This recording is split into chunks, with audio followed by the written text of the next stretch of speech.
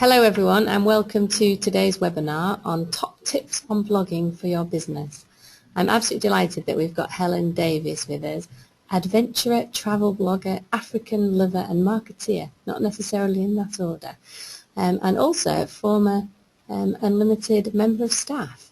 So if you just bear with us for a couple of seconds while we just switch the controls, in a moment you will hear Helen's voice and she will tell us all about blogging. Thank you.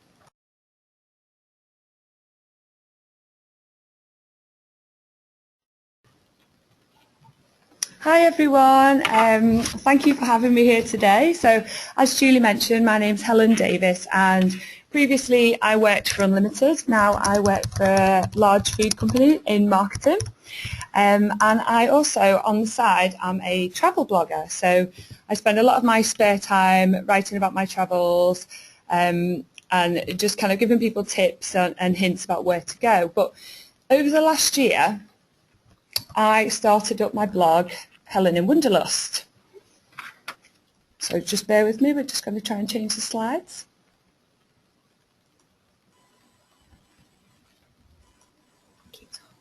Okay, so Helen in Wonderlust is a fast-growing adventure, culture, travel blog with a strong focus on Africa. As I mentioned, Julie mentioned, I'm a big Africa lover, so that's one of the places that I tend to go on my travels. So I started my blog in May of last year.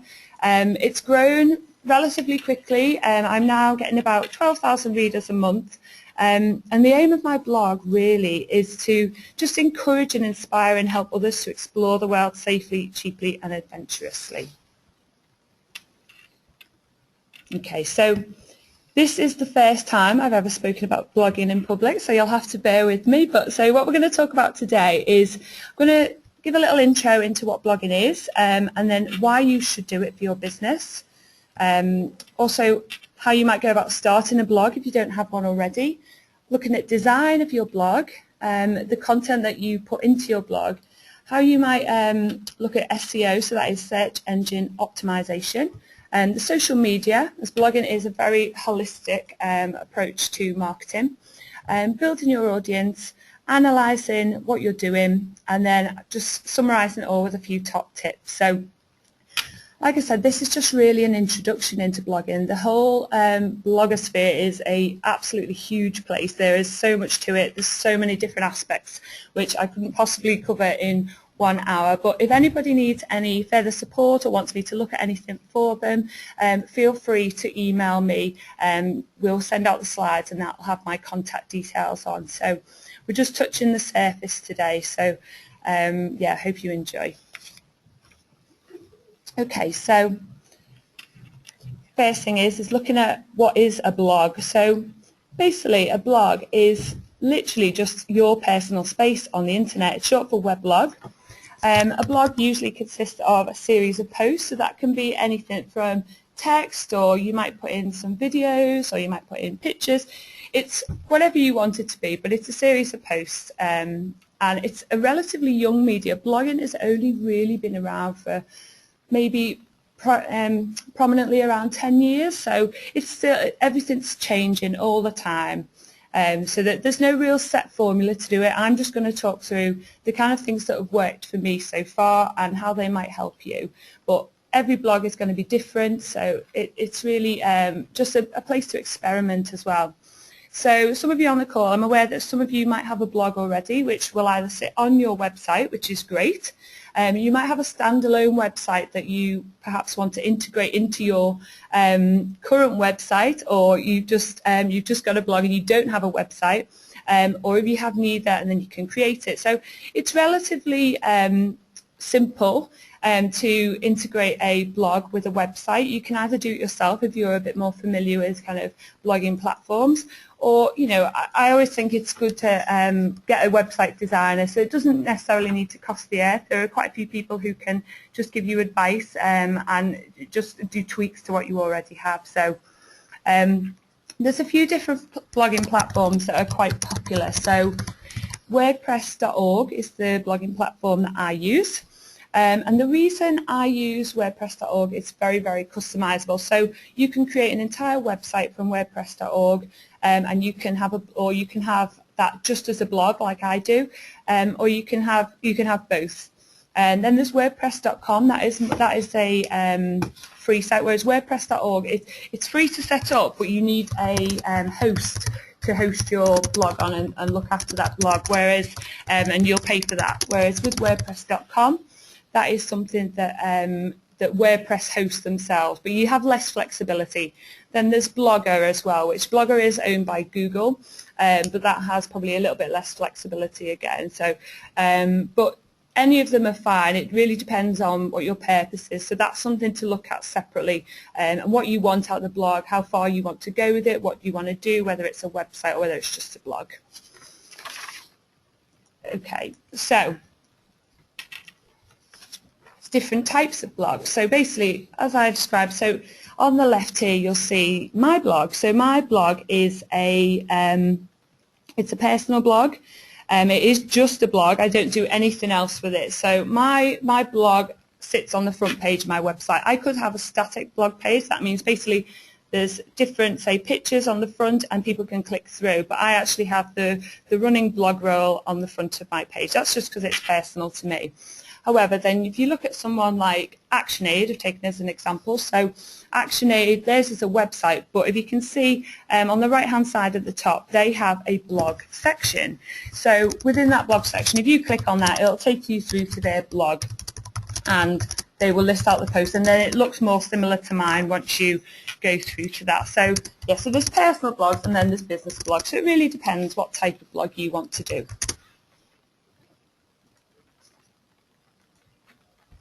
Okay, so looking at why you might blog. So, you know, not everybody has to have a blog. It's not the be-all and end-all for your business, but it can really help your blog. So basically what a blog can do is it gives your brand a personality. A lot of brands are faceless companies, and really what it'll do is if you're talking to your customers, it'll build up that element of trust between you and them. So yeah, people see it as talking to a person rather than just a corporation or a business. So I think that's really important, especially for social enterprise, and I think it's kind of very apt to do that. It's also a great way to promote what you do. So a blog really is, you can talk about the activities or the services that you offer, but without advertising as such. So you're not doing a hard sell. It's not traditional marketing. You're talking about it from a personal point of view. So I think that again builds the trust with your customers. It also can drive traffic to your website, because with Google, and I'll go into this a little bit more detail later. So basically, with Google, when it looks at your web pages, if you're getting fresh content and new keywords into your blog, Google's going to see it as having being an expert and an authority in what you're talking about. So all that new content is absolutely great to help you in search rankings. It also creates a two-way dialogue with your readers and consumers. So especially if you've got things like comments on your blog, so people can message you and ask questions, and you can write back, and you can almost do it in real time. So it's quite a nice way of customer service, really. Also with the blog, because it's separate from your business, you can also establish yourself as an expert. So instead of just saying this is what we do and this is what we offer, you're adding that extra value and showing people that you really know what you're talking about. You know, on your blog you can put anything really, you know, anything that's kind of relative to your niche. If you blog about it, and people know that you're kind of looking elsewhere and an expert in your field. But the main thing about blogging that I always think, especially for me, I mean, it might be a little bit different for a business, but for me, I blog because I enjoy it. I like writing, I enjoy sharing pictures, I enjoy interacting on social media, and I like telling people about adventures. I really like helping people, and that's the biggest thing for my blog, is that it helps people to travel. Because I know when I was first looking at travelling and I was going to Africa, I'd never been before, I didn't know what to expect, and it's just good to hear some opinions. So yeah, so if you enjoy it, that's the most important thing. Okay, so just going to click down. I don't know why these have gone in a very strange order, so I'll just get them all up. Okay, so I recommend starting a WordPress.org blog. This doesn't have to be for everybody, but I just thought I'd quickly take you through it. it probably seems really, really complicated when you're starting, but when you get the hang of it, we're using a blogging platform isn't as difficult as you might think. And especially, you know, like I said, if you need some help, there's lots of people out there who can help you with different elements to start in your blog. You know, some website designers will just charge you by the hour, so if you can basically just say to them, I want some help linking up my sites and that kind of thing. So yes, there's lots of help out there, which I'll send over some resources at the end that might help you with that. Okay, so starting your site. So the first thing really is to register a domain name if you haven't already. So this is if you haven't got a website already. So if you have a website, this won't be a problem because you can add your blog into that. But if you haven't, this is what you do. So register a domain name. So you could go on somewhere like 123reg.co.uk and find a name, but it has to be one that obviously hasn't been chosen by anybody else. So then what you do is you find a host. So I use HostGator, and they basically house your blog. So basically, if anything happens to your blog, they've got that housed there. Okay, so then install WordPress onto your domain via your host, and then pick a theme. So WordPress and other blogging platforms have lots of themes to choose from. You can either choose a premium theme, which means you pay for it, or they've got lots of free ones as well. So the only cost to doing it really that you need to do is to pay for your host if you do it this way. And then start customizing your blog. So adding in all the different things, the design elements, so you can get someone to help you with that. And then it's start writing really. So yeah, there's no good time really to start a blog. You can put it off and put it off, but I always say to people, don't wait until it's completely perfect. Just start writing, get that content out there. You can tweak your site as you go along. Okay. So next we're going to talk about design. So design is one of the most important things if you want people to read your blog. It's not the be all and end all. I'd say start getting your content out there first. But yeah, like I said, you can choose or install or create a theme. So if you start a blog or a website from scratch and you either know about coding websites, which I don't know anything about, and I've broken my website a few times trying to do it, but it's always been fixable. So I'd get a designer if you don't know much about code. But if you're choosing one of the themes that WordPress offer, then it's pretty simple. It's literally just a click process. So you'll have a look through, find the theme that you want and install it. If you're buying a premium theme, it might be a little bit more complicated. You might have to upload that theme to your blog. But again, it's pretty simple and straightforward. One thing I always think is really good for your blog is to make sure that it's mobile friendly, or you can use it on a tablet. So they're usually called responsive themes. So basically, like so many people nowadays are reading blogs via their phone rather than straight, you know, on a laptop or a PC. So if you have it, it makes it a lot easier to read. If you're reading on your phone and there's things getting in the way of what you're trying to read, or it doesn't look right, then it puts people off. So yeah, that's one thing I suggest. Make your website easy and your blog easy to navigate. There's nothing worse than being on a blog and you cannot find what you're looking for. So if you make it as easy for people to find the information that they're looking for, and you can do that by having a search box or categorizing, putting tags and categories into your on your post. So it gives you an option to write those tags. So it might be, say for instance, if I was writing about Livingston in Zambia, so I might have that under the category of Africa, but I might tag it with Livingston, Zambia. Okay, so another thing is, don't make your website too cluttered. There's nothing more I put in than just having too much stuff. But it's quite nice to have a blog that's got quite a plain black background, so because really you know, it's the content that's the important thing. So I don't know if you've ever been on a website that has really garish colours. It just puts me off looking at it, and I'll switch off and I'll find something else. So yeah, a nice plain background. I mean, it doesn't have to be white. It can be any different colour. But yeah, I'd say just so that the text and everything that you're writing and putting on there stands out. Another big thing is make your social media buttons obvious. So I'll go on to this a bit more in a minute, but you want people to be able to share what you've got or follow you on your social media network. So if those elements are somewhere on your website that they can see easily, then that'll just make it easier for you really, and make it easier for your readers. Okay, as I said, use a website designer if needed. They don't have to cost the earth, but it's definitely worth it and save the time and hassle. Your time is probably better spent actually writing the content and thinking about the strategies that you're going to use rather than playing about with the code and trying to make your website look perfect. I know I'm guilty of it. I've spent so much time trying to figure out my website, and I think now it's time that I've admitted that I don't know a lot about that kind of side of things, so I need to leave it to an expert and leave me free to do the things that I enjoy and are better at, which is the writing and actually creating the content.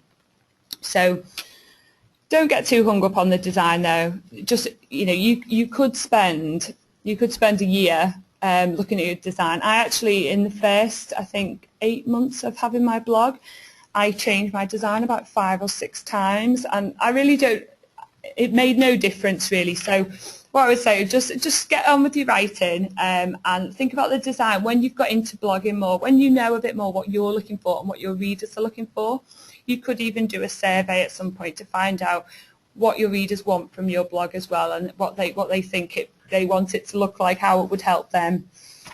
Okay, and then the next thing, there's things called plugins. So basically, if you're looking at a blog, plugins basically are something that instructs your website to do something. So a plugin might be if you've got a Facebook box at the side of your website, and I'll show you that on mine in a moment, but a plugin is something that helps you do that. Or if you've got social media icons, you might install a plugin that will make those icons show and link through to your various media, social media sites. And a big thing, look at other blogs. What do you like about them? What annoys you about them? Are they easy to navigate? And you've got to look around, and I think that's a really good way of thinking about how you might design your blog, and just keep in really close contact with whoever's designing your blog, and just they'll be able to offer suggestions, and just work together to get something that's really easy.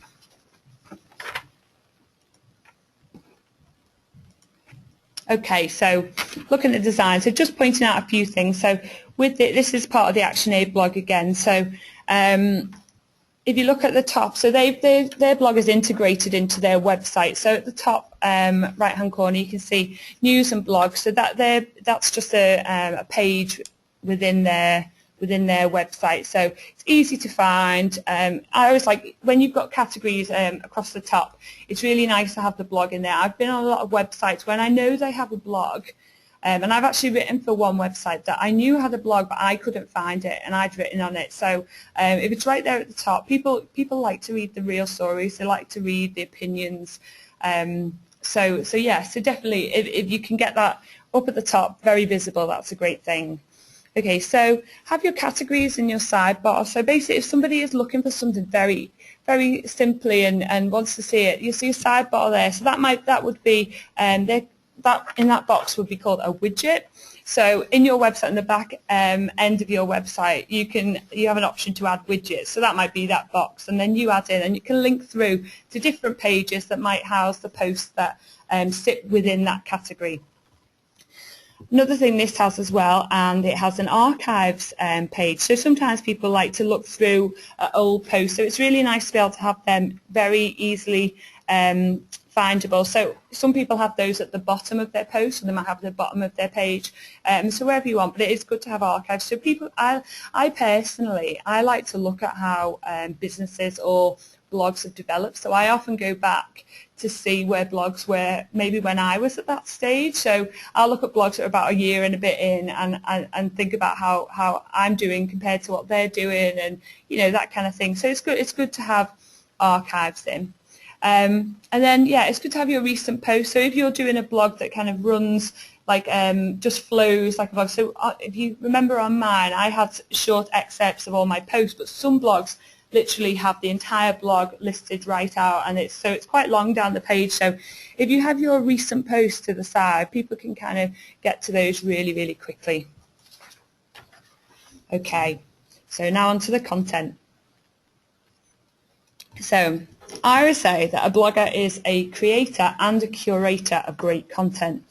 So basically what I mean by that, so when you're creating your content, so when you're writing your blog posts, think about relevant, good content to your readers. So what do they want to know? What are they coming to your blog for? What's special about your blog? Write about something you're passionate about. I think with anything, it's very apparent. If you don't care about what you're writing about, I think that can often come across in your writing. So write about things that you enjoy writing about, or things that you have a strong opinion on and are relevant to your niche or your business. Big thing about a blog as well is it's about having an opinion and an insight. You are not Wikipedia, so I'm not saying don't put the facts in, because obviously it's definitely put the facts in, but what readers want to see from your blog is your take on the situation. Anybody, I just wrote a post recently about the Ebola virus. So I am going to West Africa in October, and as you may or may not know, there's been quite a serious outbreak of Ebola over there.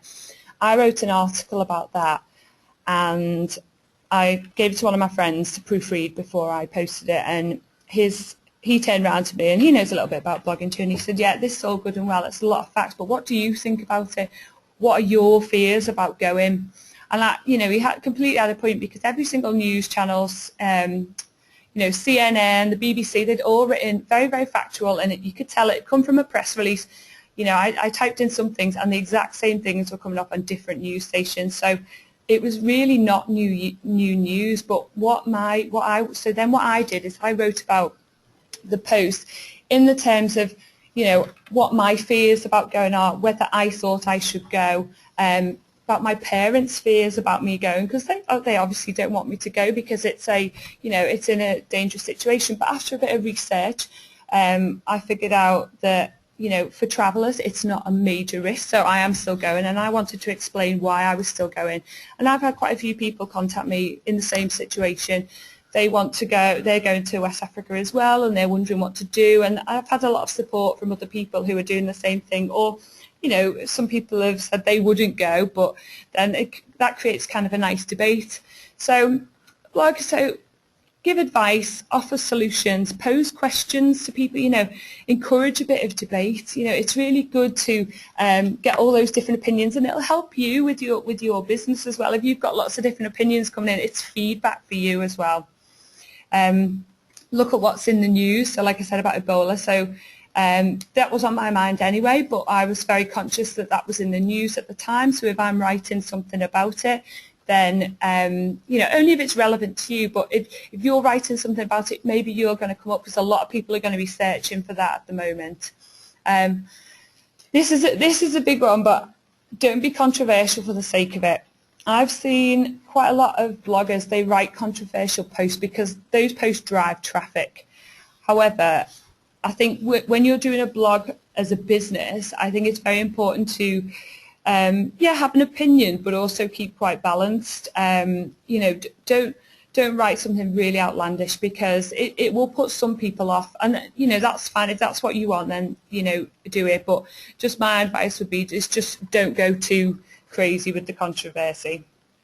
Okay, so another thing, link to other posts of interest. So that's kind of the curation of content as well. So there's going to be other posts around that you think are interesting, and your readers might find interesting. And if they know that you are going to be pointing them in in the right direction, they might come to your blog thinking, oh, this person knows their stuff, and I don't have to keep looking everywhere else, because the internet's a very, very crowded place these days. So if you are just giving them the information that they need, they might choose you over somebody else.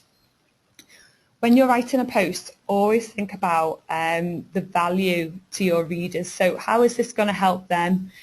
You've always got to keep that in the back of your mind. If you're writing a personal blog that's like a diary, that's fine. But if you want people to invest in what you're doing, think about how it's going to help them, because ultimately a lot of people come to blogs to look for advice and help. So always have that in the back of your mind. and have your business purpose behind each post. If you're blogging for a business, think about what you're trying to achieve with each of your posts. Are you trying to increase sales? Are you trying to get people to support an idea? Think about those things when you're writing your posts, and I'm not saying sell to people, but have that kind of purpose. If you're offering a service, maybe write about what you've done that day and how it's helped people, and so it creates a bit of excitement. Blog posts can be any length. You could have some really long blog posts do really well, some really short ones do well, but kind of a good length for a business blog post, I'd say it would be about 500 to 800 words, but that's really up to you. Experiment, see what works for you. I think using pictures to illustrate what you're saying is really good as well. People tend to be quite visual, especially on the internet, so you can either use your own pictures or use them from a site called Flickr. The only thing I would say is if you're using photos from or material from anybody else, just make sure that has a Creative Commons license. If it's all rights reserved, unless you contact the person whose material it is and they give you permission, you risk being sued for using that content that's not your own. So yeah, but if it says it's got a Creative Commons license, that means you can use it. You just need to attribute that back. So you could just put a link saying source or photo by, and then link to whoever it is on the site that it's on. Also, just be careful as well. I mean, the blog, if you're writing on a blog, it is a published platform, so it might be your opinion, but if you make any outlandish claims or anything that's completely untrue, you are at risk as well. Bloggers have been known to be sued for saying things about other people, so or other businesses. So just be careful about what you write, and then don't worry about your writing. You don't have to be the best writer to be a great blogger. There's lots of bloggers who will admit that they're not the best writers. I'm not the best writer in the world, but it's a blog is kind of a very holistic approach, and it's not necessarily about being the most talented writer in the world. It's about just giving that information, and don't worry too much. I mean, it takes time to find your voice. I've been writing for just over a year now, and I'm still finding my voice. I'm still finding out what works and what my readers like to read as well. Some blog posts do better than others. Okay, so next thing we're going to talk about is SEO. So this is a massive topic, and it's not something that I am an expert on, and it's something that would probably take a very long time to explain. So this is something you might need to do a bit of research outside. So SEO means search engine optimization. So basically that means when you type something into Google, the higher up the Google rankings, the better. So it's getting your site in a prominent place so that when people type for whatever it is that you do, that you come up in those search rankings. And it's easier said than done, and it takes time as well. First things first, list yourself with the search engines. I went through and listed my website with Google, Yahoo and Bing. It took a little while for me to kind of start showing up. Even when I typed in Helen in Wonderlust with my spelling, it still didn't show up at first. But over time, as I started putting in more content, I'm now there. So if you type it in now, I'm right at the top. And I've even started to come up quite high. If you type in Africa solo female travel, I'm quite near the top as well. But it has taken time. So, yeah, like I said earlier, if you are providing fresh and good content, Google will be seeing that, and they'll be seeing that you're adding that new content, and that all helps to bump you up as well. Keywords. So basically, when you're writing a blog post, say for instance I was writing about solo female travel in Africa, I would need to make sure that I put that keyword, those keywords within that post, specifically near the top. I'd probably put them in my URL. So your URL is just the name of the website. So www.helenandwanderlust.co.uk/ and then whatever it is, and I put Africa solo female travel. And that will all help if you keep it very short and specific, and think about, so you can take out all the smaller words like in and, but just make it very specific so that when people search, that those keywords are there. So you can do keyword research. So there's keyword tool on on Google, and if you type that into Google, it'll come up, and then what you can do there is you can have a look for the things that people are searching. So what you're looking for really is that a lot of people are searching for it and it's got low competition. So that's something to look into a bit more afterwards. But if anyone has any questions of it, I can either try and answer them at the end, or I can speak to you individually, because it is a massive subject and it takes a lot to get your head around SEO. There's plenty of bloggers who've been doing it for a long time, and me included, who, you know, things change all the time. So it's a bit too much to add into one presentation today. Okay, so descriptive text. So within your blog, when you're writing those keywords, also have other descriptive text within there that complements what you're trying to say. Because if you're just, it just helps if those things that people are searching for are in your blog post. It just all helps to make Google recognise that you are writing about a certain subject, and that will all help. So linking within your website as well. So if you're writing a post and you want to reference another post in your article, that's a really good thing to do as well. That means that people will bounce around in your website. So people say, maybe will be reading one thing, and you might say at the bottom, for further reading, go to this post and link to another post you've written. Or you could link to another post outside, but for the context of your SEO, or you could say, for instance, if I was writing about going somewhere in Africa, and I might say, oh, and going to one city, I might write, oh, and the time I went to this other city, and put that in, and it links through to that. So people who read one post will probably be interested in reading another post. So if you link through and just make it really easy, that way they don't have to search around. It just, people will often click on a link that's within a post anyway. So yeah, put lots of links to your own website within your posts. Not too many. I'd say up to like 3 or 4 is probably optimum.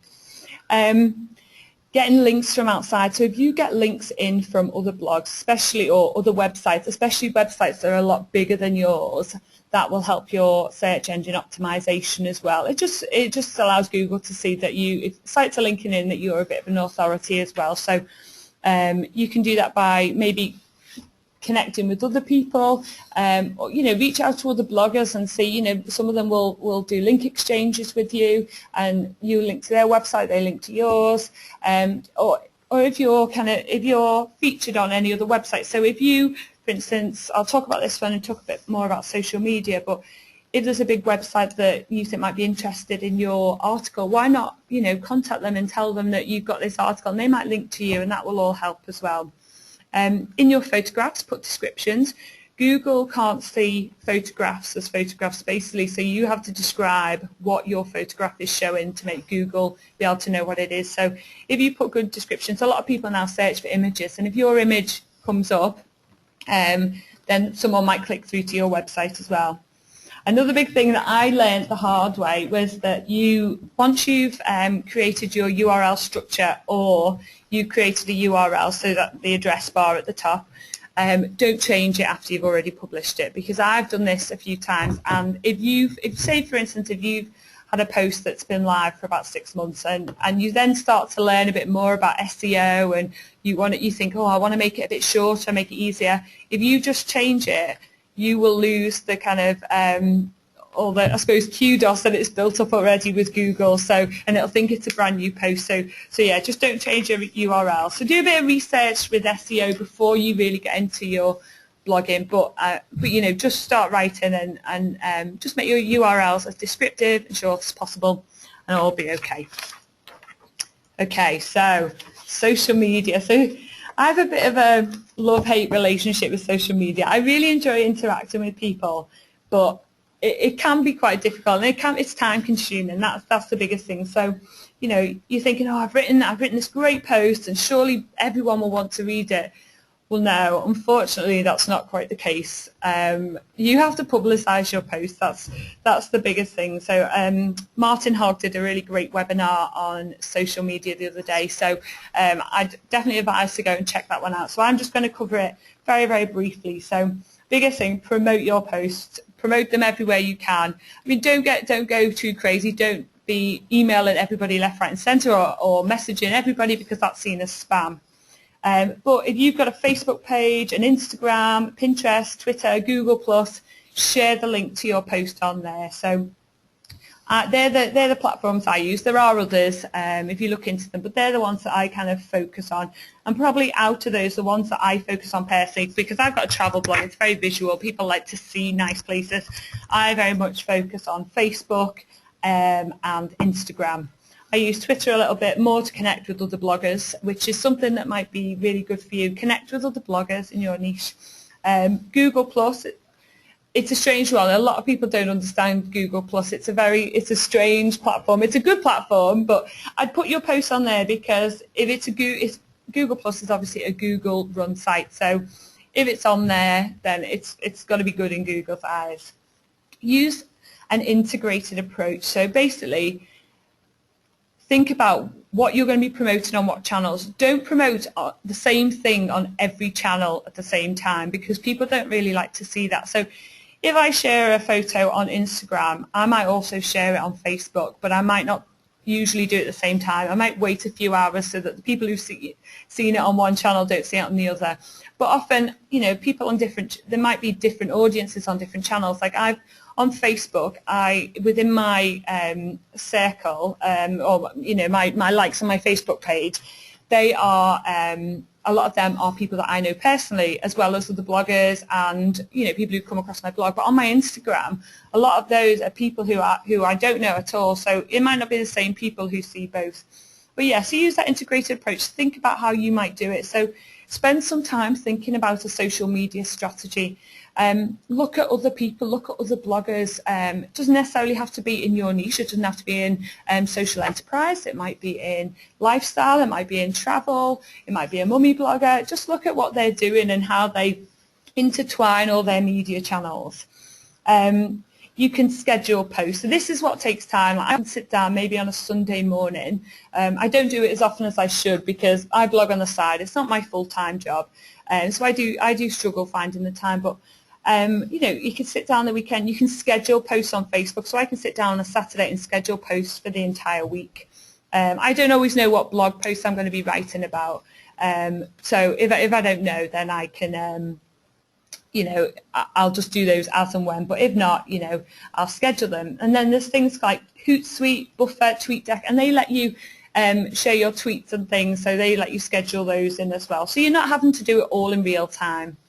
Okay, so share your articles with people you think might be interested. So if you're on Twitter, you might send a tweet and then put I might put at Lonely Planet at National Geographic, because a lot of my stuff's about Africa. So, but you might put kind of some kind of social enterprise journal or a magazine or another blog, that kind of thing. So yeah. So just let people know. If you don't tell them, they're not always going to see it. So just don't go crazy with this one. Because like I said, that can be seen as a bit of spam if you do it too much. Make your sharing icons really easy. So I've got this at the side. If you look at my webpage, on the left-hand side, you can see Tweet, Buffer, Facebook. So basically, make it really easy for people to share your article, because that's what we all want. We want people to share our articles, because the more people who share it, the more people are going to see it. So if you make that really easy, so I use a plugin called Dig for this.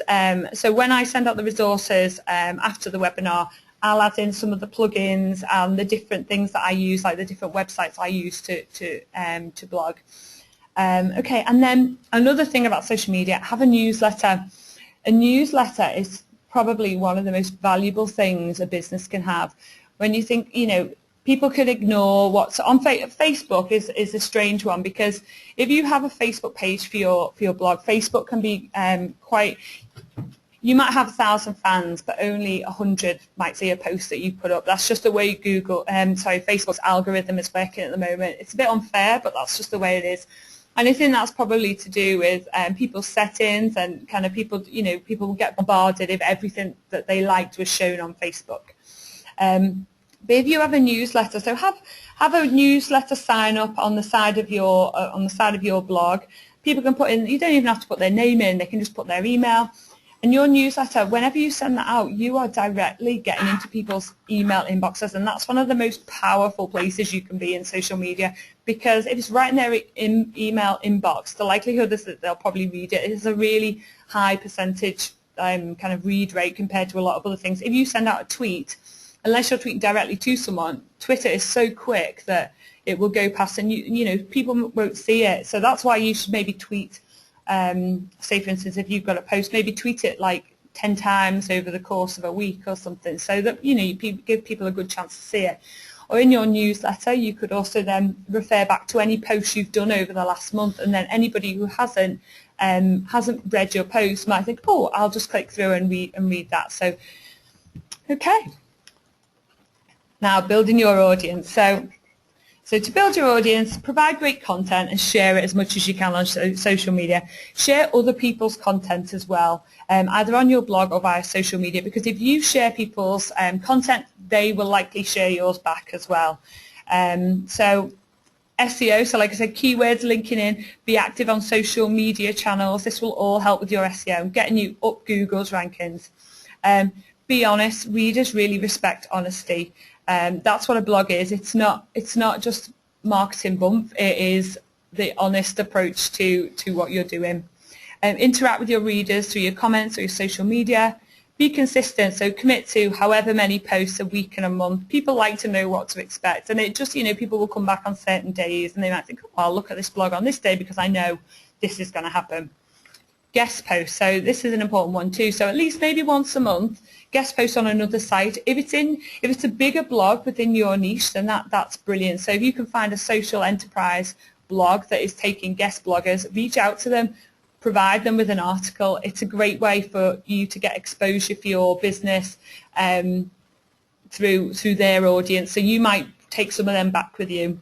Or in another niche as well. So lots of blogs accept different niches as well. So some of the big ones that you might try and reach out to, and it is difficult, is things like the HuffPost. They've got a massive readership. If a reader asks you a question, I spend a lot of time answering readers' questions. But what I do now is if I have a few people who've got the same question, I just email them back and say, right, I'm going to write a post about that. Is it okay if you just hang on a week or two? And usually that's fine, and it gives me great ideas for what I'm going to write about. And then in your newsletter as well, share exclusive content so people know if they sign up to your newsletter, that means that they're getting something special, a little bit extra. And it'll make them feel special as well to know they're kind of like in your inner circle and getting the news before everybody else. Okay, and the last thing really is to analyze. So install Google Analytics. It's free, and it just kind of, you can track what your website's doing, how people are using it.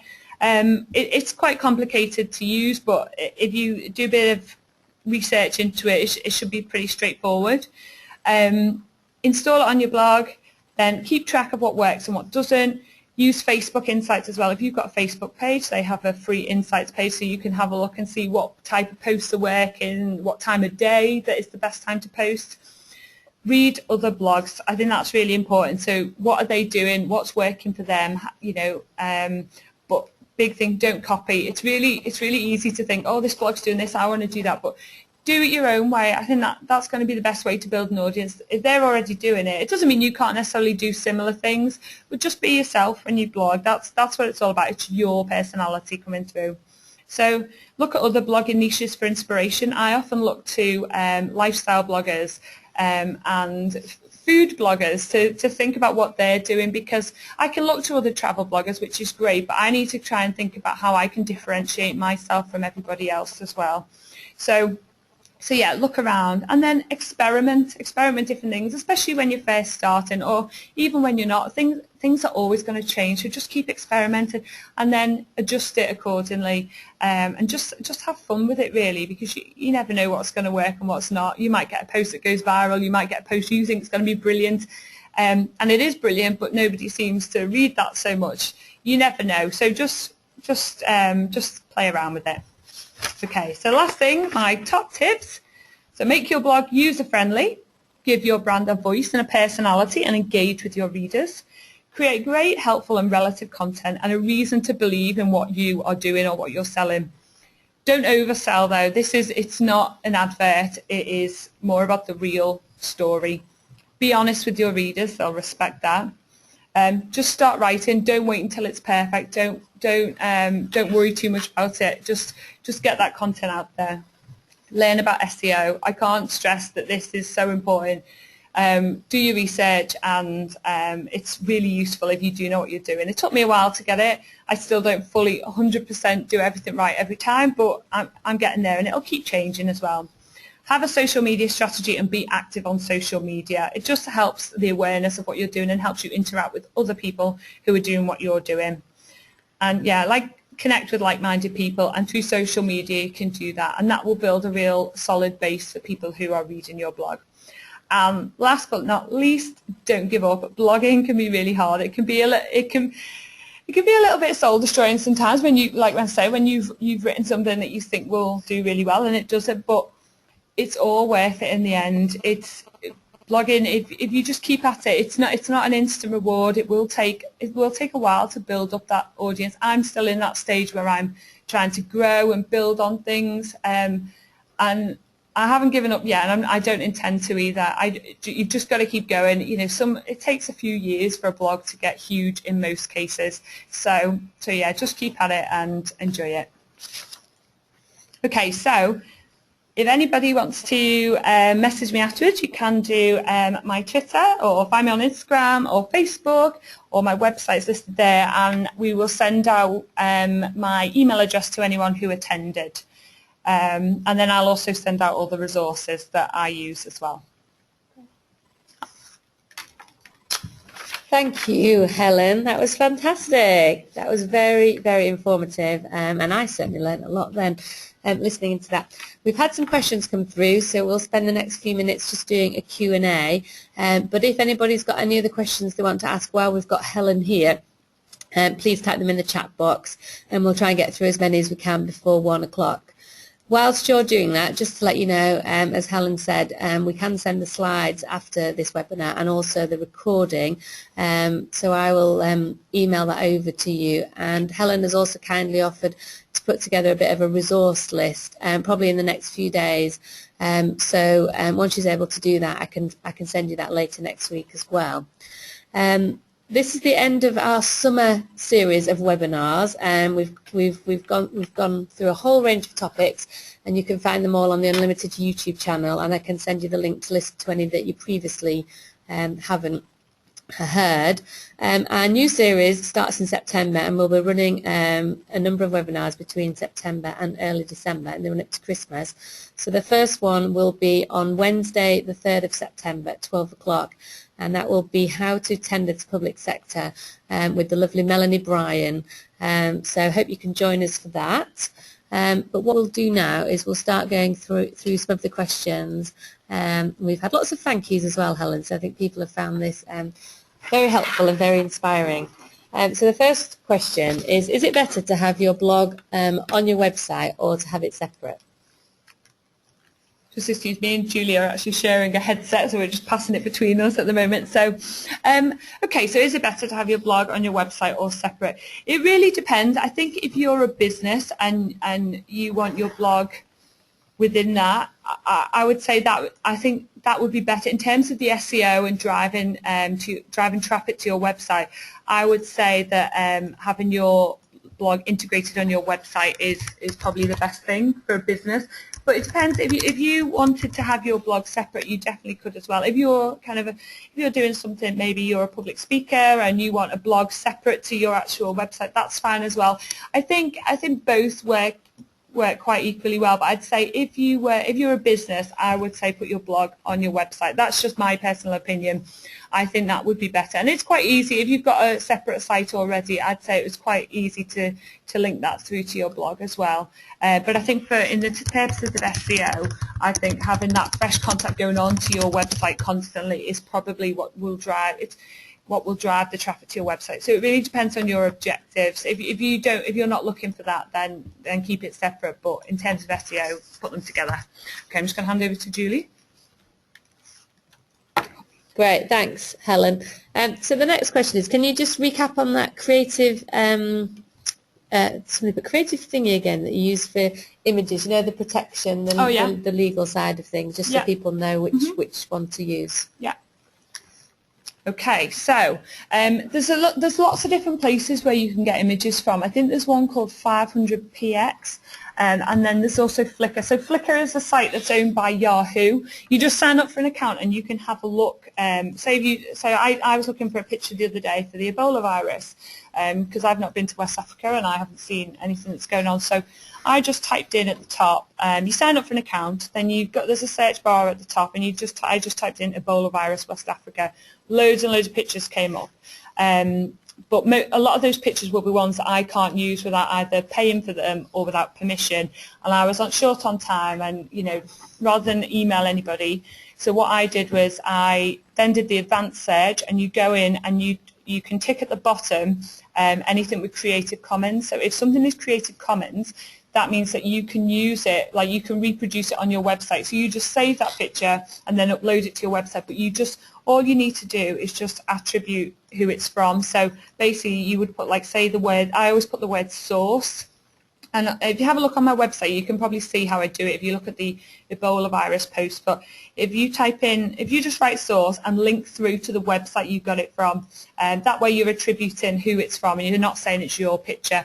And if it's Creative Commons, then you can use those pictures. But yeah, if anything says all rights reserved, I would advise staying away from it unless you're willing to pay for it. And that includes on social media as well. You're probably not supposed to use, people do it all the time, but just in the interest of not being sued, which I don't want to get sued, so I don't use pictures on my Facebook either that I don't have permission to use. I'll sometimes use pictures from Pinterest and link back to those, because if they've been put on by the person, then I think that's a little bit different. But okay, here's Julie. Thanks, Helen. And final question that's come through is, how do you actually list your blog with Google? What's the process? Okay, so this is something that I did quite a while ago, so I'm just trying to remember. So if you go into Google and you type in register my blog with Google, it will give you instructions on how to do it. All you need to do, I think you fill in a little form, and it's just kind of like on their on a Google site. So you go in and you put your blog in, and it will just register that way. Another thing too is to go on to Google Plus. If you have a Google Plus account, and then you can register yourself as an author, and then you link your blog. But you link your blog to your Google Plus page, so it knows that you're the author of that, and then that helps as well. But I can talk through that with anybody who needs to know. But it's a little bit fiddly, and it's something I'd need to be looking at as well before I could talk you through it. So come back to me with any questions, and I can talk you through it. Super, thanks, Helen. If anybody's got any other questions, you can either email me and I can connect you to Helen, or you can get in touch with Helen directly through the different channels that she's mentioned. But thank you, Helen. That was a really, really great webinar today. And yeah, even more comments coming through saying that it was useful. So like I said, we'll send over the recording and the slides, and also details of how to sign up to the next webinar as well. But I think that brings us to a close today. So thanks everyone for listening. Huge thanks again to Helen, and hope everybody has a good day. Okay, happy Friday. See you all again soon. Thanks. Bye. Bye.